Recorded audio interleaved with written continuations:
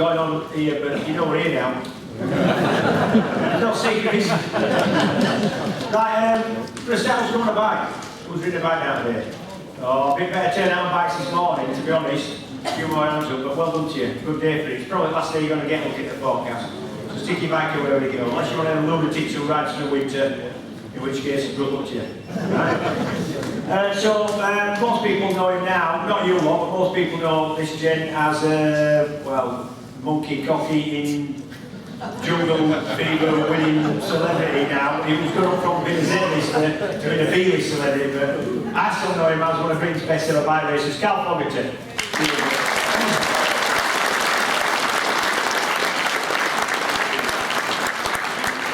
Do you know the story behind this little bike here? Right, what it is, Carl's dad, it was my first ever bike. That's what led to being here, I guess, now, and things like the jungle, but that's my first ever motorcycle. I got in for my 10th birthday, 20 years ago. 62, 40 years ago. Yeah, it's, I gave it, I forgot I actually gave it to a collection of motorbikes about 25 years ago. It was wrecked, completely wrecked. It's been back in the house between two garages and a shed and stuff. And yeah, I just gave it in. I thought I gave it to him really. And he'd done nothing with it. And he unfortunately died earlier on this year. He said to his wife before he died that, you know, when I go, just give Carl his first ever. That's the condition he was in when I picked it up. But that's the condition he was in when I gave it him. Really, he didn't do anything with it. He had a mill full of old bikes with thousands of them. He still has. So yeah, my first ever bike I got for my 10th birthday, which obviously led to great things. And just the guys obviously at the museum have restored it, and there it is. It's yeah, a little Honda engine kind of monkey bike thing, which is it's called a Motor Chris. It's actually made for a guy called Chris Martin. His dad had a Honda dealership in Blackburn called Ken Martin Honda, and he built that for his son. He was probably a few years older than me. I'm guessing he got that in about 1974, 3, something like that maybe. Obviously I outgrew it, and my dad bought it off him for, I don't know, 50 quid or something, I guess, back in them days. And it's, yeah. What are you going to do with it? Yes, we would find a place in the house, something near next to the guy, I guess. Yeah, I'm going to say, for those that haven't been to Carl's house, which are probably most of you, might see through that deal thing, you know, that Keith Lemon. His house he's got quite a nice game room, but he's also got a couple of his own Ducatis there. It's really, you know, all those chaps want a bike inside his house, don't they? But the missus won't let you, will they? Well, his missus turned out what a choice. That's the bikes in there. So what's it been like this year? You've had the jungle obviously raised your profile to sort of outside the motorcycle industry, and I guess you've had a busy year. I know that because I hadn't seen much of you. Yeah, it's been a mad year to be honest. It's been great, I really enjoyed it. But yeah, like you say, we're doing the jungle thing. It's funny, I got asked to go in there about 12, 13 years ago, and I said no, but it was always one of the shows I've kind of watched and thought, do I get on it? Do I like that idea of, you know, living in that kind of environment? It's almost like camping out really. And yeah, they came back 2 years ago actually and said, would you be interested? And Neil's going, I think you do really well this year. I'm like, I don't know. Having lived in Blackburn for all his life, you can't be that bad, can you? So I had the meetings with the guys 2 years ago,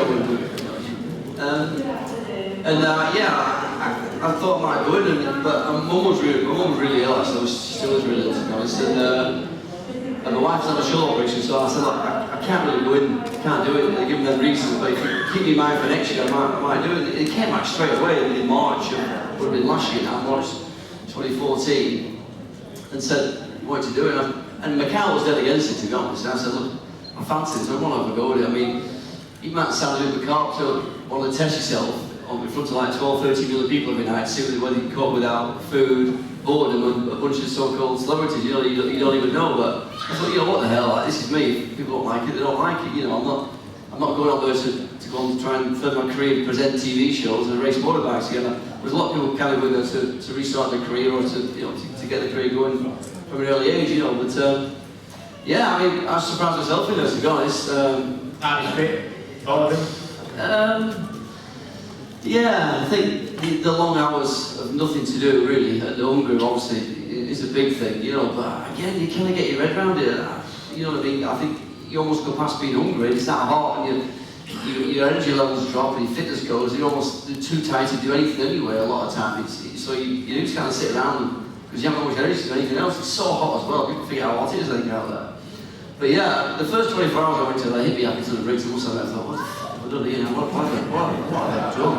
And I had to have a proper work myself. I'm like, come on, you can do this, get a grip, you know what I mean? And it was just so hot, these little white things flying around my head all night, and I was in the slammer thing for the first 24 hours. And I just thought, you know what's going on? Just have a proper work myself, got my head around it, then obviously got voted out, went to the other camp, and then met Jimmy and stuff, and then I was away then, and I just sort of embraced it, threw myself into it big time, and I loved it. It was hard, it was mentally hard, physically hard as well. At times we had to do a trial, and you've got no energy at all. But to come out the other end, obviously, thanks to probably most of you guys here, I won it. Anybody vote for him? No, you're probably all boyfriend to me then. I did.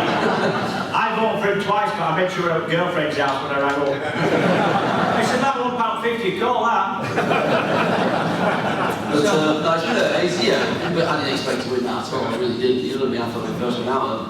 I guess I learned quite a bit about myself in there. Really. Actually, yeah, you learned quite a bit about yourself that we already suspected in the first place. To be honest, I thought you'd go alright. I know a lot of my mates who don't know you so well were surprised what your character came out, and they were surprised what a decent bloke you were, and quite hard working in there. You try to tell people, and I think that was a shock for quite a lot of people who were looking for your book. Well, it was a bit of a twat, wasn't it?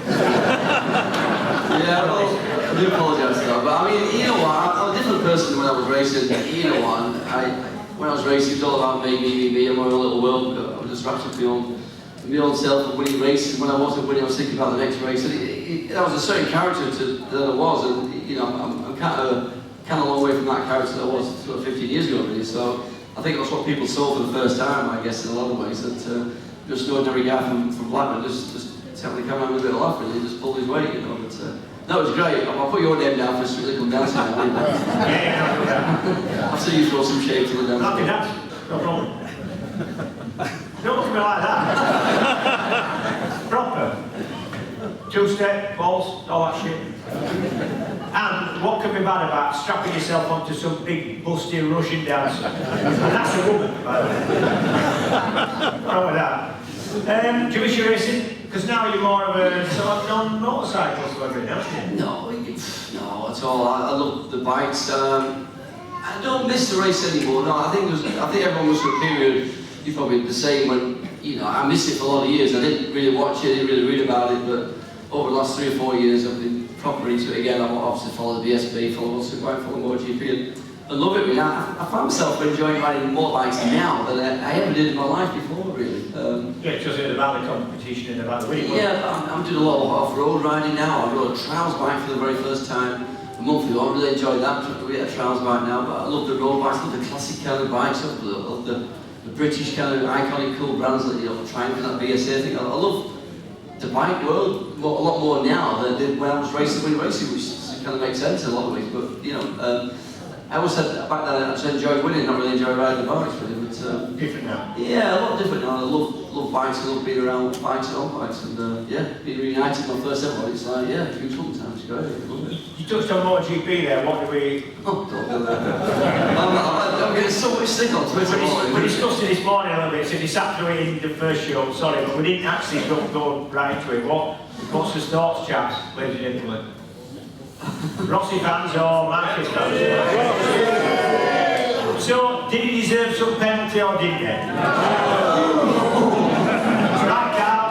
I'm not going there, honestly. I don't know. What can I say? I mean, for me, Rossi's, what he did in Australia just came. It somehow seemed to lose the plot in a way and just do something he's never ever done before. He carried on into Sepang, and there's your end result with what happened on the track. And I don't understand why he did what he did. Well, it was my style. I wings and bombed and slagged everywhere up. He's got his style. And for instance, having got Marquez in Australia, we're all kind of like, where's this coming from? Even Marquez and Lorenzo were sat there listening to it thinking, they're almost embarrassed for him, really, I think. And to say he's helping Lorenzo, I mean, well, he passed Lorenzo last lap on the race. He didn't have any evidence, you know, whether he's helping him or not, he doesn't know, no one really cares. You know, they're saying that really, and he doesn't do it. He's not the sort of person who would ever say anything like that, which really shocked me. Then for him to carry on at the press conference in Sepang in Malaysia, in front of the two guys sat here like that, I'm like, watching like you, were thinking, Yes. where's he going with this? Yeah, So all he's done, he's wound himself up. He's wound Marquez up big time. Marquez took it really well. Went, he must have been boiling, thinking, why are you accusing me of these things? You know, Lorenzo's going, he's lost it, I think, to himself, hasn't he? And so the situation went out on track, and the inevitable happened, didn't it? Really, it was swapping places out. It was a great race. And he just went too far. He ran him out wide, looking at him, maybe nudged him, whatever. He caused him to crash. It did cause him to crash. It's not, you can't, I don't think he meant it. You can't hide from the fact that he caused him to crash. Simple. So you have to be penalised for that somehow. So this is where all the argument starts now. For me, if you knock a rider off in a race and he loses his points, then you should lose your points for that race. But everyone's saying, oh, it's Rossi's League World Championship. Everyone's getting caught up in the romance of the Rossi winning this, maybe it's last time World Championship, blah, blah, blah, all that kind of stuff. But for him to be penalised the way he has, I don't agree with that at all. If he's been done for dangerous driving, which in a way I guess he has been, he's been done for some guy causing Marquez to crash. So they put him in a more dangerous place now by starting on the back of the grid in Valencia, causing him to... He's got to pass everybody. Yeah, so the punishment should have stayed in Sepang and finished there, really, and not gone to Valencia. He's lost there. But it's very, very interesting now for Valencia in a lot of ways. But yeah, it's, can he still win it? He got, what is he? I think he still will. You know, I think if Lorenzo wins it and Rossi's third, I think Lorenzo wins it. If Rossi's second to Lorenzo, Rossi wins it. If Lorenzo's third, Rossi can finish anywhere top 7, I think.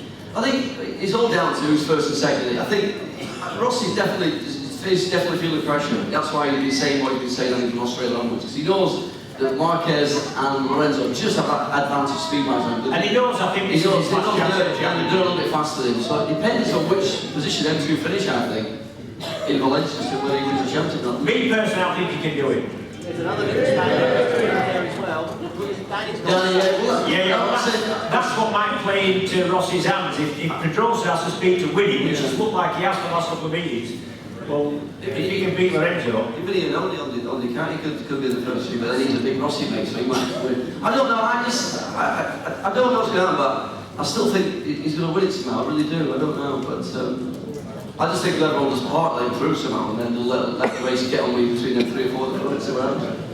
I think he's played it at Donna's hands because there's never been more sort of preamble and build up and talk about a meeting for years. But he's great on his own problems. He kept his mouth shut. That would have gone this conversation elsewhere. Like you always did. No, I was bad. Yeah, you know what? Everyone's on the go. Basically, you know Kaczynski off, but whatever I did in the past is wrong. But not about me though. What I was wrong. Yeah, if I knocked you off, I should be punished for it. Honestly. But you not kill it off. Actually, if you watch the game, you didn't fucking not kill it off. I told you not. It's unbelievable. It's just, everyone's got an opinion on it. It has made it interesting, but I can't say it's 60-40, 50. I don't know. It's everybody's, got an opinion on it really. But, favourite track then? Your favourite track? You've raced just about everywhere in the world. You've raced World Endurance as I have. You've raced Formula 1 where we went to some really weird old circuits. World Superbike, GP. What's your favourite track? I think everyone knows what mine is by now. Aston's my favourite circuit, to be honest. Yeah. The old Aston, it's changed a little. Yeah, the old one. Yeah, the new ones. It's like a lot of circuits these days. The old iconic circuits like Monza and Hockenheim, they're just disappearing fast, aren't they? Really, we don't use the old Hockenheim. That was an amazing circuit. Even the one in the A1 ring in Austria, that used to be. Yeah, you were saying that. Yeah, that was amazing. They're all kind of insured and meant more for the cars, I guess, but. Yeah, Aston for me, and in this country I always like Donington's my favourite circuit. What about you? For me, the old Hockenheim, fantastic place. And everybody thinks if you go to a really fast circuit like Monza, the old Zeltweg, A1 ring or Hockenheim, you think that a fast circuit suits a fast bike.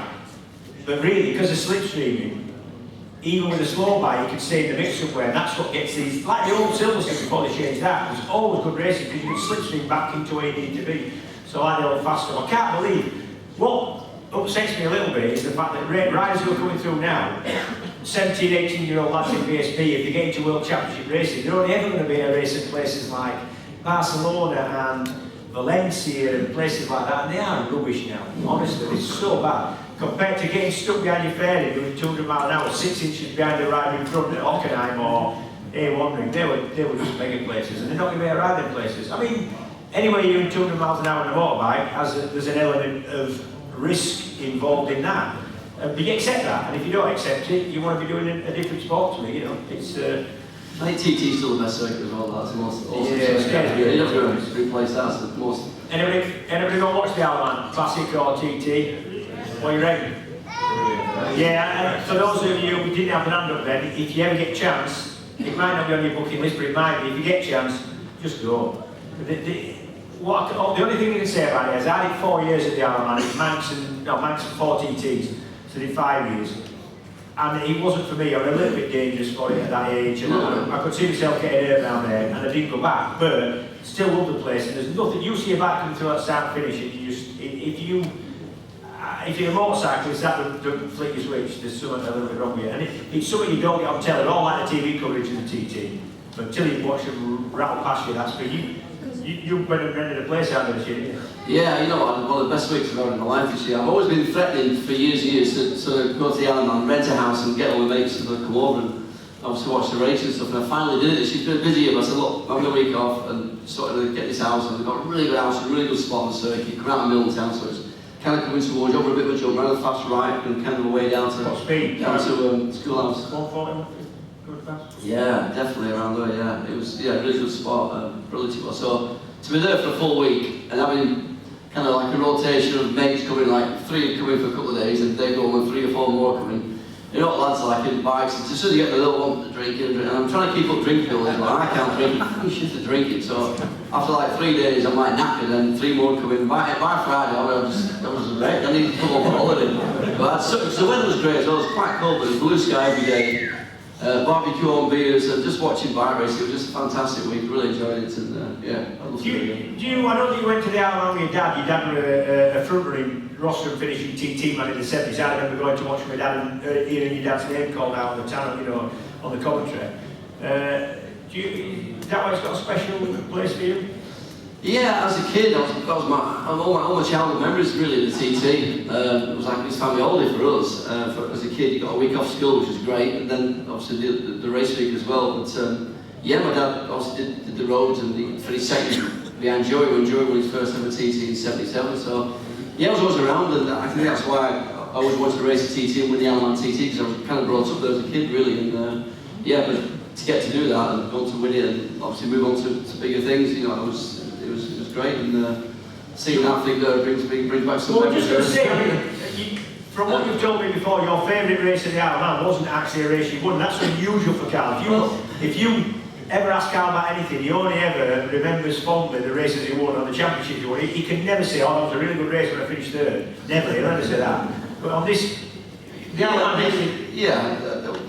but even the guys who, you know, people who vote the best race of all time, still gets voted the best race of all time, doesn't it? On regular, on polls in the '92 on me and Steve was on. Steve was on this bike here, I was on the Yamaha. Yeah, it was swapping places pretty much every lap, and my bike seems to be falling apart around me, but it felt good to ride though. It was, I think it felt better to ride with springs and oil things leaking on it. It felt more comfortable. Rob Max got that Yamaha, it was an OW01 Yamaha, and he said when it came back, Foggy handed it over to him in the Park Ferry and went to get his laurels put on, and Rob just thought, yeah, great bike, and sat looking, thought, Christ. He was that badly damaged and falling apart, he had to wheel it away, he was embarrassed about having it out there, so he couldn't cover it up. He said the main thing he noticed for, there were no clocks, because the clocks had dropped off and were jammed in the front of the ferry, which is dangerous in itself because it wouldn't stop the steering. The exhaust were hanging on the floor, and it had rubbed a hole in it as big as your fist, so it was loud. He said fork seal had gone on one side and splattered a fork oil everywhere. No third gear just disappeared somewhere, I don't know what happened there.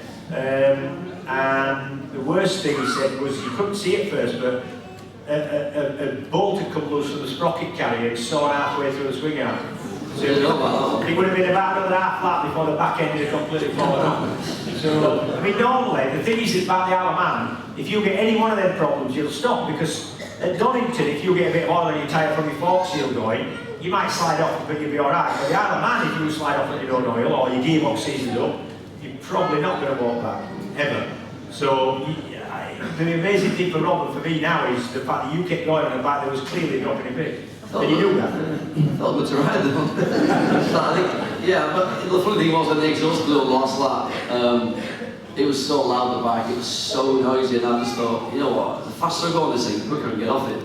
Which probably wasn't the wisest thing I've ever thought, really, but are we doing fair enough? Yeah, this is the white Charger, the bike that Carl was up against that day. Obviously, Steve Gislop rode that. I still have nightmares about it. So we're going to hear it run, yeah? That's not it. That's not it, that's the start of that.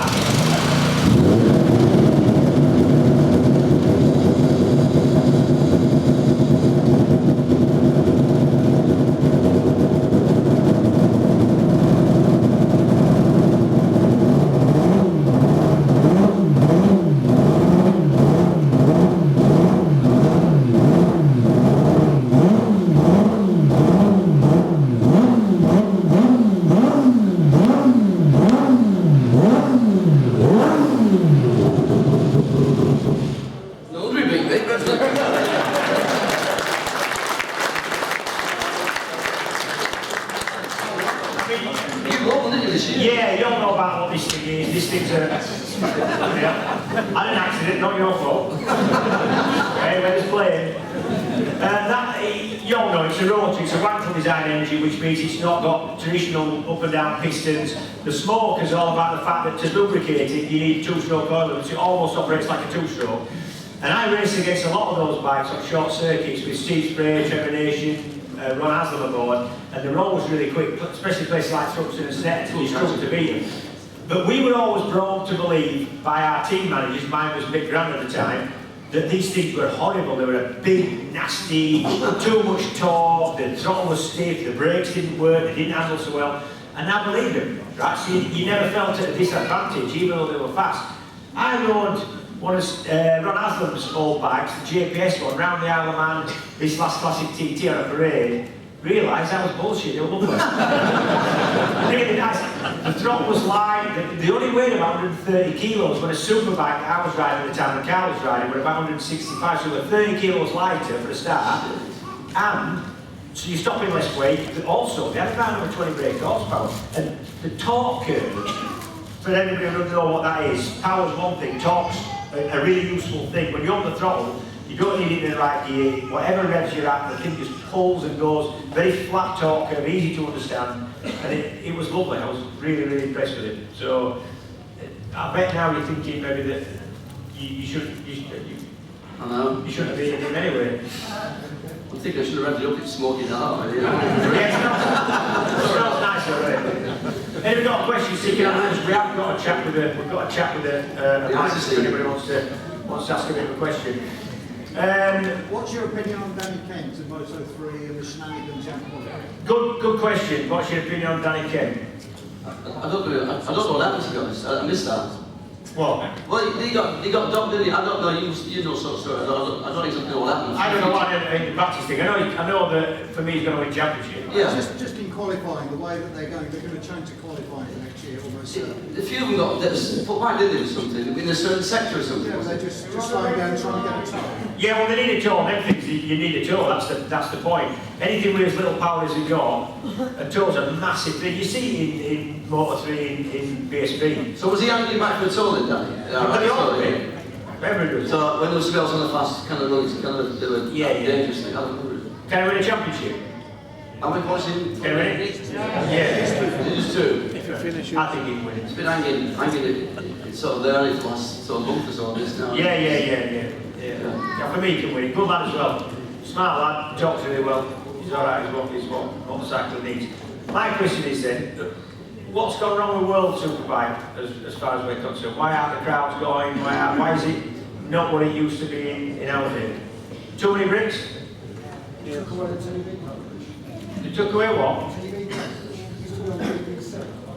Yeah, TV coverage is altered. I think it's because the crowds dropped off that the TV altered. I think for me one of the problems is 4 or 5 really good bricks in there is probably too much. It's more like a British Championship than the British Championship is, because that's full of Australia. Funny, the British. But the other thing as well is, the unique selling point of World Superbike, for me, was the fact that we went to different places than MotoGP went.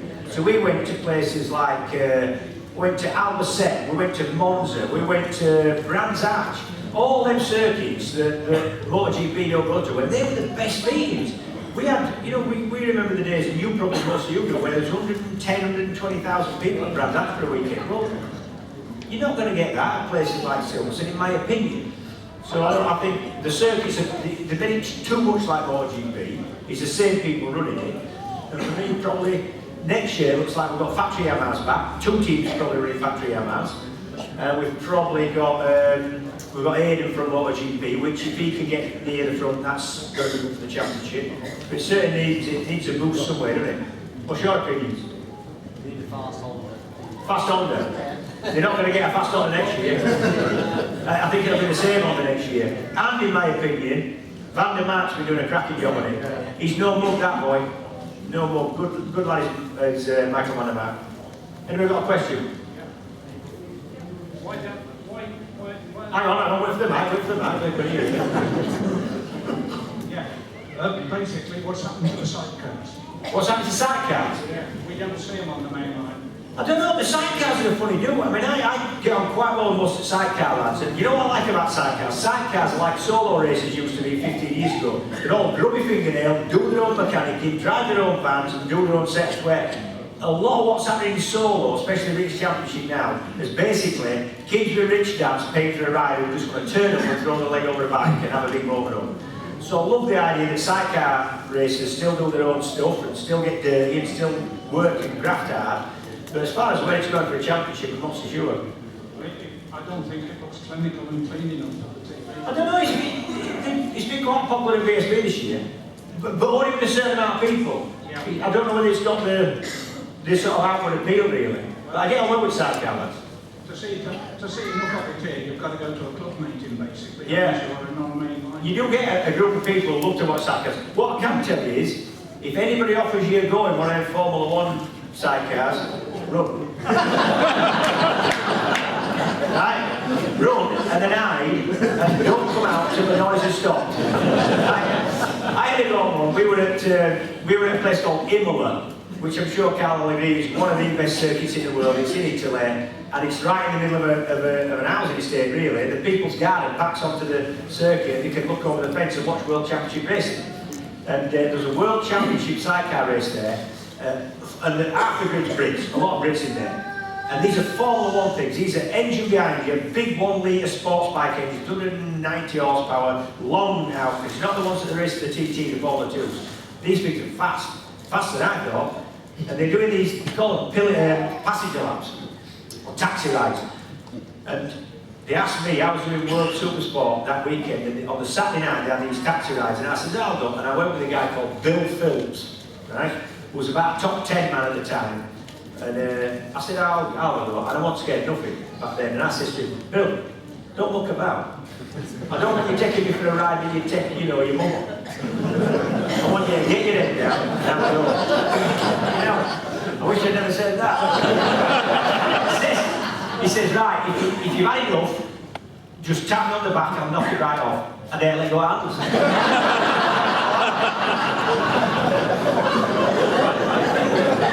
Bloody hell, I'll tell you what, I was that scared after about a lap and a half. I thought, I'll wait till she came when we're going about 40, 50 miles an hour and I'll jump off. That's how frightening it was.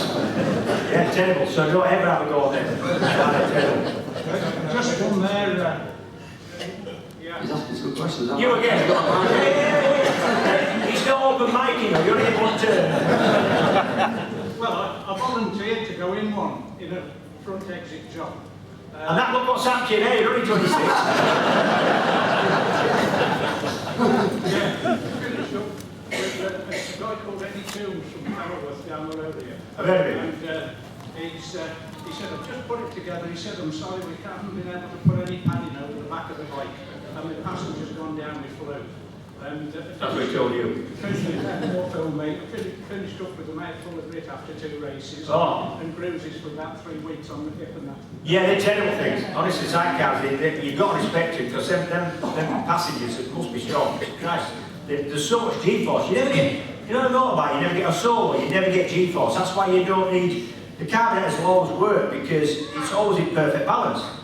The weight, the centre of gravity is always pushing down through the centre of the bike. Them things, it's all side push, you're flipping Big nasty things there.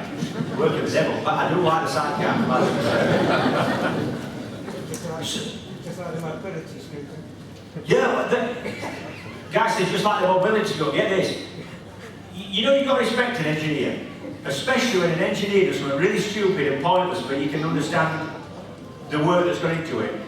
You know those little mobility scooters that are literally about that long and about that wide, just enough to put a seat on and some little handlebars. We saw some dude in the Isle of Man who'd take the electric motor out and somehow under the seat fitted a 600 Suzuki motor. No. This was the most dangerous thing I have ever seen. It's just surreal. And he did the Ramsey spring on it, didn't he? Yeah. In a flat cap, didn't even have that. He didn't turn it backwards. Nasty. Got another question? We can keep talking. Most respected rival, with the exception of Vizzy. Most respected driver. With the exception of perhaps his. I don't respect anyone, mate. I'm sorry. I didn't know. To be honest, respected rides I looked up to, I guess, I admire. People like Mick Doohan when I was racing. Because the motivation to keep, going year after year and winning, and especially the injuries that he had as well, were horrendous to his leg. So he was somebody I kind of, looked up to, I guess, and admired. But when I wasn't, I just hate everybody, mate. I didn't say that about anybody. My child heroes were always Kenny Roberts and people like that, and like Van Aslan's and Joey Knox when I was a kid and stuff, Looking back now, you went... No, now I respect them all, now looking back, but as I was back then, I just didn't have no respect. Was that because you never allowed yourself to respect? Just still got to be a little world trying to win, hate everybody. I just didn't have no respect for nobody. See, that's where I went wrong. I used to quite like everybody on bikes. You used to like the motorbikes, and I wanted to. I was jealous. I would much rather have somebody, a peer of mine on track, respect me as a rider than I would ever try to knock him off or beat him. Or I just, I love taking part in bike. I did actually love the bike racing, and I didn't win as much as him. I won some, and I enjoyed that. But I actually enjoyed. You enjoyed crushing it. Do you know the funny thing about motorbikes? Whether you think it or not, whether he says it or not, if you race motorbikes at that kind of level, you are going to fall down occasionally. That is a fact, whether it's him or me. I mean, I fell down a bit more than him, I admit that. But even looking back, even if some of the crashes were, I can't say good fun, but character building, and I'm glad it happened. Do you know what I mean? Just thinking actually, we're in the British Small Cycle Museum. Didn't you borrow a bike from the British Small Cycle Museum just to run it up the driveway? All I had to do was ride this TT winning Triumph, last British bike from the CT at the time, just ride it up the driveway of someone's driveway, Lord March's driveway. And what happened? Destroyed it. And the bike in there, No. I did the most comprehensive destruction job with a motorbike that I've ever done. I've destroyed a few. All they had to do was ride up the driveway and wait for everybody. Just not a race, nothing. Yeah, but you know what happened? I got bored. You know, like a good one, mostly what happens is you go up this driveway, it's in about a mile and a half, and they tell you it's non-competitive. They tell you not to muck about, not to have a crash, because it's all about the engine and the waving and the crowd. It's not about the competition. But a lot of riders get to ride a nice 500 GP bike up or that, or something very special. And I got given the Motorcycle Museum. It's very special, I admit, because it's the last British bike before the Triumph Triple to win a TT. It was the Daytona 4 that Anstey won in 2002, I think. The yellow, the V&M bike, the Valmoto. And I got given that. And yes, it's a special bike because Anstey won a TT. But as far as being special as a piece of mechanics, it isn't. It was a super sport bike that 130 horsepower, it wasn't anything. You know what I'm getting at, don't you? Is that your excuse to smash it first? No. So basically, I got quite bored at the beginning of the run and thought it'd be really good to do what you can do with a modern bike, you can't with an old bike, is do some really good wheelies. So I'm still on the peg doing these big wheelies, and the last wheelie I did was a really nice long one, and to mark the end of the hill climb, there's a long straight followed by an inflatable finish line, these big boots, right? So there's one of them, a few marshals stood about, and then what happens is you slow down after the finish, you turn right into a little holding area, and when everybody's had their run, in a group, you know, session 1, session 2, whatever, then you escort them back down the track to the paddock till your next run is ready. So I'm the last man up the track, so I got it on the back wheel, and I'm in 4th gear, doing about 80, underneath the finishing barriers. And even for me, I mean, I'm no trick rider, but I thought, this is a good wheel. I remember looking over, because in front of the bike, see, I can't really see where I'm going, but I know I'm going straight, and I'm looking at the marshals underneath who stood next to the finishing line, and I just went, yeah. They're all like that. They're all like this. And then I thought, right, I'll get the front wheel down, and I'll anyway, as soon as the track appeared in front of the fair, as it was dropping down in front of me, I thought, too late, can't stop. And this is a big right hander with some gate posts, and I thought, the only hope here of surviving this is to jump off it. So I kind of locked the front wheel and jumped off it, and the bike went into the gate post and then flew past me. The front end, the wheel, forks and the yokes, and a bit of the frame went flying off into the woods. And I ended up in the holding area. It was full of people who'd already run the run. People like, there was Phil Reed, there was Luigi Taberi, there was Nick Grant, Kevin Schwantz, Mick Doohan, Jacko. We worked out afterwards, right, there was about 25 world championships between about 20 riders in there, right? I mean, this place was full of the elite of bike racing over the last 20 years. And I landed in the middle of them, on my back, with a little bit of planet about the place, because my helmet had come back and my lip, my teeth had got through my lip. I broke my ribs and I'm out of breath and I'm lying on the floor. And even then I'm thinking, how the fuck did you manage that? I've got that visor on that and the visor shut. I remember, I could hear feet coming over to me and people sort of shouting at that. Nick Grant, who was a good old mate of mine, he said, don't touch it, get the ambulance. And I could hear the ambulance coming. And I'm just lying there with my eyes thinking, just, you know, the ground's holding you up more. You just don't want to be there. I remember Mick holding me on me, and then he lifted me my visor. He said, you alright? I went, yeah, just get an ambulance, get me out of here. Because I thought if I get home, they'll take the piss. If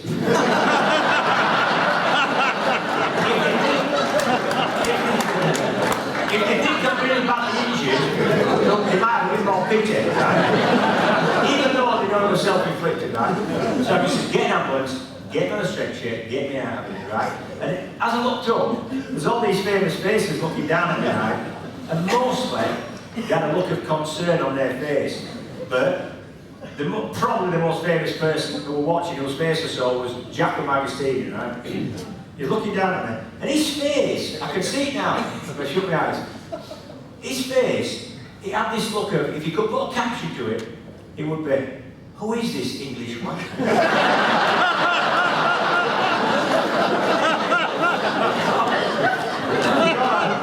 He got a stretcher, even as he stretched him up, he went, oh.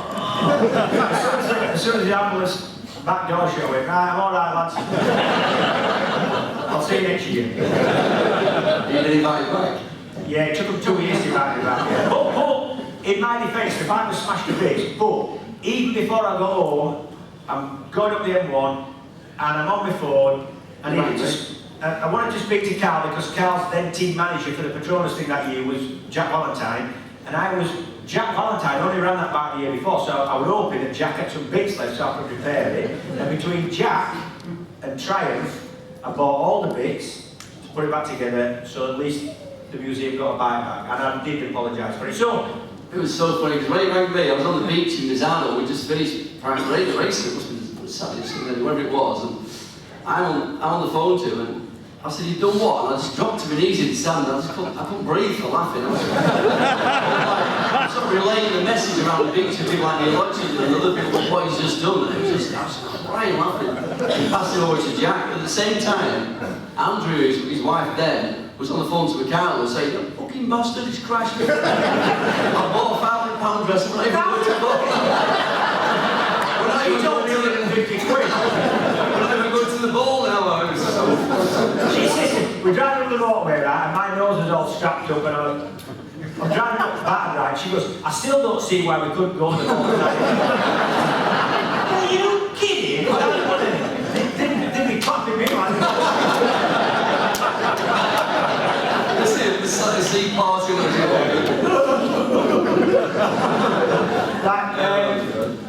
got another one of Britain's best all-time bike racers here. You coming up? Get him up here. Get him up. Will Reid. Definitely one of the best Brits ever.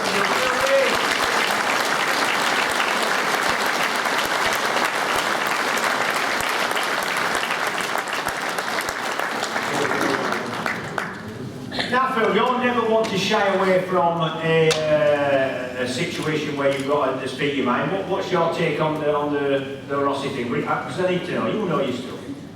Well, can you hear me? Yeah. As Henry VIII said to his wives, I won't keep you long. Well, no, I don't think Valentino was not at fault in any way. I think it's the Spanish mafia that are against him, you know. I really do. Because what he did was lift his leg. I mean, Marquez leaned on his leg or bike, and it was his own fault that his handlebar or brake touched Valentino's bike to cause him to crash. And I think, and to penalise Valentino, who will probably then win the World Championship, to put him at the back of the grid, which almost makes it impossible to finish either about 8th or 7th or 8th. And I think the two Spanish riders will allow Jorge to win the championship. I think it's a mafia, a Spanish mafia setup. Yeah, you first. Wow. I think, have we got any Marquez fans at all in here? Little dark-haired chap in the back, so pretty happy. Yeah, Marquez is a fantastic rider, but he's been a bit outfoxed by Valentino. I mean, remember at Assen, he allowed Marquez to come up the inside, well, didn't allow him, but Marquez came up the inside, and Valentino didn't lift up but touched him, which gave him the freedom to cut the corner and win. I think it was good thinking, that. Yeah.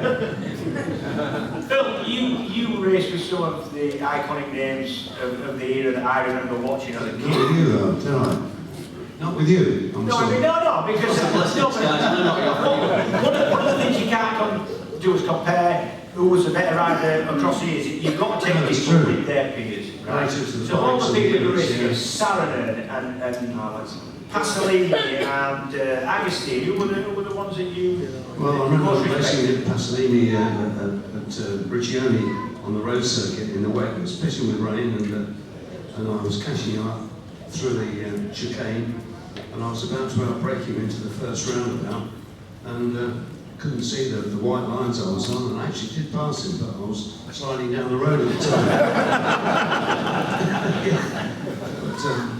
And that put me out of 3 races. And I woke up in hospital. I was plastered from knee to chest, and from wrist to shoulder. And what you done? What you broke? Things? Well, my wrist, and it was like 90 degrees from my arm. Right. And cracked my pelvis. This must have been in the early 70s, late 60s. It was. I mean, amazing. We'd come from the Italian Grand Prix at Monza, where we were paid about I don't know, £100. What it was in there now, I don't know. But then we were invited to the Italian Adriatic meetings, where we were paid 10 times more. Yeah. This is how we were ripped off by the Grand Prix organisers. And so of them all, who was the one that you was, what's he scared of, had most respect for? Maybe Ago, or do you feel that Ago had probably better machines than you all the time? Or? Well, yeah, Ago was a brilliant rider, but he wasn't very good mechanically. He wasn't able to develop the machine as I was able to, and I brought magnesium wheels to MB, and also disc brakes, which to keep him on the roster for a couple of seasons. And but Giacomo, you know, when the shit hits the fan, he's really on the ball, and he's a fantastic rider, as was Saarinen and many other riders at the time. But you have to battle with them and outfox them, and not only in riding but also in mechanical development, which I managed to do with MD Augusta. Yeah, I saw that we went to the Cadwell Classics this year. Did anybody go to that? Cracking meeting. They got a really lot of bad weather. They were really unfortunate this year, but that will be a cracking meeting come the next few years. It'll build with that. And I saw you there. We got invited to a sort of stars dinner that night, the night before the Saturday night, you were sat at the same table as I go, there's still a little bit of rivalry there between you three. There is, honestly, I've seen it. Well, only because he had a beautiful girlfriend with him. He did. How does he do that? So, you know, good luck to him. I mean, he's done well business-wise, and because he was a superstar like you've been in England and paid lots of money, millions. Otherwise, anyway. Yeah, don't look at me when I say that. I'm still working for him. And Giacomo's been clever and invested in property development and earned billions. And I say to him, you know, you gotta watch out when you bring these girls around, your wife doesn't find out. What does he say? No problem. Yeah, John. If you've got a question for Phil, see your hand up and we'll get a mic out to you.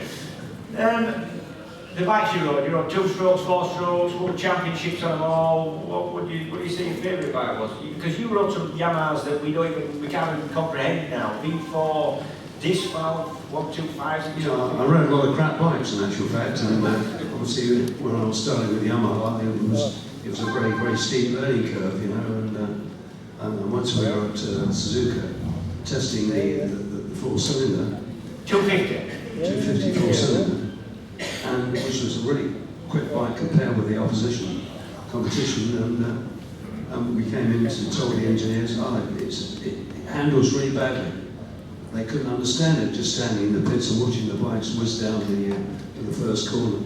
And we got them to come out to the second corner around the back, and when they'd gone out there, Bill Ivy and I went out and did a couple of 3 laps, and on the 3rd lap, the engineers and managers jumped out on the road and waving us down. Stop, stop, stop, because they realised the bike was so bad.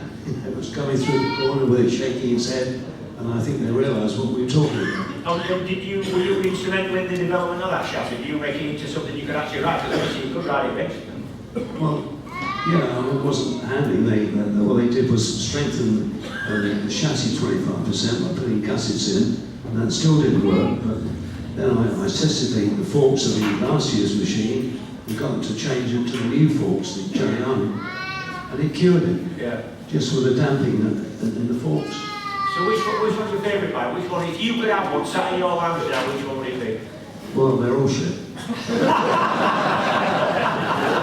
They never handle right, they never went quick enough, they never brake stuff enough, quick enough, because we rode them to a limit, as you know that. Yeah. But, you know, what was a perfect bike? Well, a less imperfect one. Yeah, I mean, I don't mean the perfect one. I mean, which one do you look back on maybe a time when you were probably riding your best, or when you had a good result out of nowhere from it, or, you know, which one? You must look at some of the theory you ride. Well, on the MV when I beat Giacomo. Yeah. Yeah, in Sweden, yeah. What year was that? Oh, I think that was 73, yeah, 73. And again the next year. And come the last year, I was down to win my 3rd 500 World Championship. That was the year Sauron got killed in 73. But you won Yeah. the first 3 rounds, didn't you? He did, yeah. Monza Killed the Monza, yeah. That was really unfortunate. I think Vaselini's machine seized and he Yeah, I mean, ran you got back in the into trap, isn't it? and a lot of riders, a few riders ran over. So it was terrible, really. And the meeting was cancelled. I mean, anyway, now they've, of course, they've pushed the barriers back. You know, Well, not like 10 that, years. it's not allowed to push the barriers back, but you know, you used to go into Curve Grande flat out from the fastest straight ever. Oh, yeah. We actually don't now. There's a little chicane just before that, so we're actually going a lot slower in that curve anyway. The flat. It's flat from the corner, but you still accelerate. Where you went in there, Flat, yeah. Yeah, that was like, you had to be brave to do that, you know. And I think Mike Howard did it once, and he came back and said, never again. What was that? What bike? Honda? On the Honda, yeah. Have you got a question for Phil or for any? We have. Pleasure of seeing you, Phil. I think late 1960s in Backwards Brands. Do you remember that event? Say again? You had a bit of a problem, I think, on a patch of oil with, I think, a 250 Yamaha. At Brands Eye? Yes. Backward Brands, is it? Backwards Brands. Oh, Well, But I mean, I crashed. you fed off and Well, that old patch travels round the circuit, you know. Where the rider crashes, I crash into all, you know. You stood up and soon lit a fag. Say again? You stood up and you lit a fag, so you seem to be all right. Yeah, he says you lit a fag. You got a fag going. At least I had a shag. But in particular, I'd like to ask you, please, perhaps you could say a few words about racing against the late Fred Neville. What's he saying? He wants you to say a few words about what it was like racing with the late Fred Neville. Oh, Fred Neville, yeah. I mean, one of my best friends, in actual fact. We really hit it off well. I think it's really a crying shame that when he was leaving the 500 mates in the Isle of Man, that he hit a wall and died. I mean, that was tragic because, you know, he's one of my best mates, like you two are. And I've gone through racing, had a lot of my good friends killed. So I haven't got anyone really to communicate with, you know. Do you feel that you were very lucky to get through it all in one piece? Because a lot more than nowadays. Oh yeah, A lot of riders every do. day I wake up, I say, thank God, you know, I can still walk and run, and well, I won't run, but I'm really training. There we go. But yeah, I've got a few aches and pains, but I go for this ultrasound treatment, which is really good. It's not really recognised by physios. You know, it only takes about 5 seconds. They rub this ultrasound over the joints that are painful or seized, yeah. I've got that. It's a Polish lady comes round my house to do it. I'm sure she gives me a shot. But anyway, that's what I do. Yeah. Occasionally go for that treatment, but that's all I need. Okay, I reckon, like you, many things. But yeah, I'm very, very lucky. But just I have a policy: move it or lose it. Yeah. I've still got that myself. Parts of I'm slowing down with some parts. Other parts are slowing all right. Every Wednesday, and birthdays and Christmas. Are we going to get? Did you all buy your raffle tickets? If you haven't, you can't get them now because those shapes going past the screen there were the people putting their raffle tickets in the big drum for us to draw. So we're going to get that drawn now. We've got. I'll go through the prizes. I've got. Before we do, just to congratulate Foggy for his wonderful efforts in, you know, get me out of here. I mean, it was a brilliant, brilliant effort. And to eat all those slugs and worms and shit, I mean... No, I think the reason, the appreciation and value of motorcyclists tremendous. Yeah, we all stuck together, we all stick together, didn't we? Well, yeah, absolutely. Which the Yamaha team should do, actually.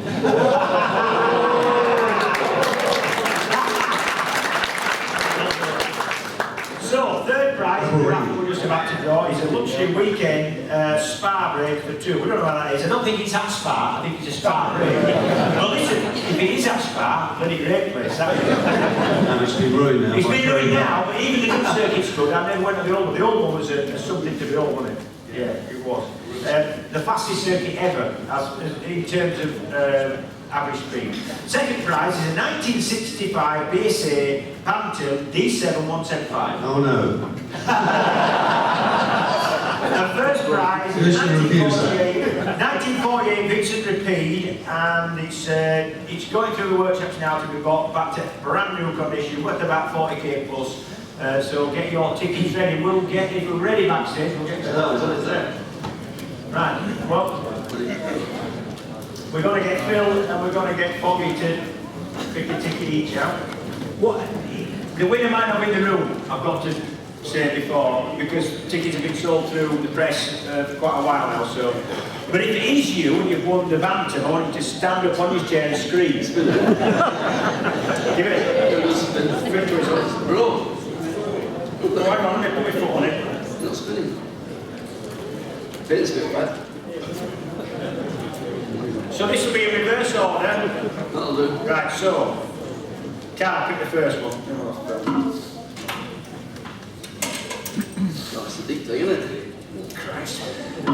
You've no chance if you're in the room tonight, it's full. That one's got a little sticky label on it. I can't see that room glasses. Here you go. Can you see it? Can I? Well, it says MP and AM, Brackenbury, Boscombe House. Isle of Wight. No, Bowcombe. Bowcombe House, Bowcombe, Isle of Wight. Here. Can we tell them to straight away? So they've won. They have won an auction against Sparbury for 2. Mr. and Mrs. I forgot. It's Bowcombe House anyway. That's what it is. Got it, Phil? I can't see my ticket, so I've ticked it. Yours was in sleep, lad. And the opposite.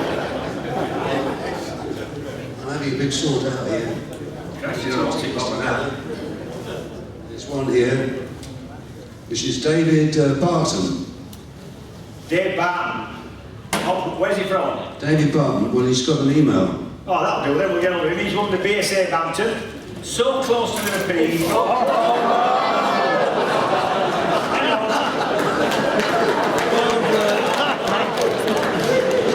Flaps come open.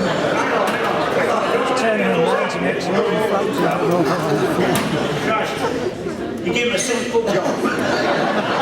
So we split one more time for the first place. Right, we'll do it now. We'll do it now. Right. And this is for today's start prize, 1948, Vincent repeat. Oh, he's wet as well. He's wet. They're bastards. It is. Can't see it. You read it. Get it. We don't need it. Say it. We don't need it. Read, now. Sorry. Phil Tingle. Phil You Tingle. want Phil Tingle here Phil Tingle. from, Even if you were in the room, you wouldn't run up to that, would you? well, he's got a number here, telephone. Yeah, mobile good, you get number. it. That's it, so them's your 3. I'm sorry that people weren't in the room, but that's it, so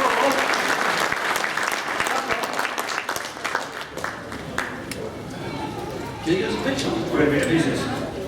So, that's it. People are drifting off at the back, that's always a sign, that is for me. So please put your hands together for Phil Reed for Fogarty.